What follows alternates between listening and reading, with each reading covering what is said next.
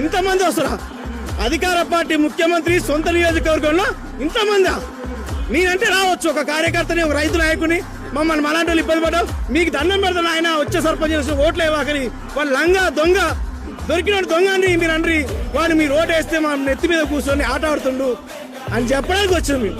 కానీ వాళ్ళు చెప్తున్నారు వాడు దొంగ కాబట్టి మాకు రావట్లేదు, కేసీఆర్ రైతు కాబట్టి రైతు బంధు వచ్చింది, కేసీఆర్ రైతు కాబట్టి రైతులకి కాలం నీళ్ళు వచ్చినాయి, కేసీఆర్ రైతు కాబట్టి 24 గంటల కరెంట్ వచ్చింది. వీడు వాళ్ళ తాత పోలీస్ పటేలు, మా నాయన పోలీస్ పటేలు అని చెప్పుకుంటా పోలీసులను పెట్టుకొని జైల్లో పడేస్తున్నారు.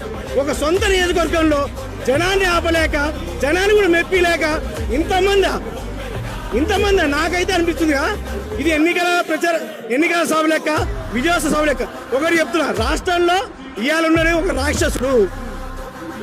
రాక్షసుడు రాజు అయితే ఎలా ఉంటుందో తెలంగాణలో అదే నడుస్తుంది.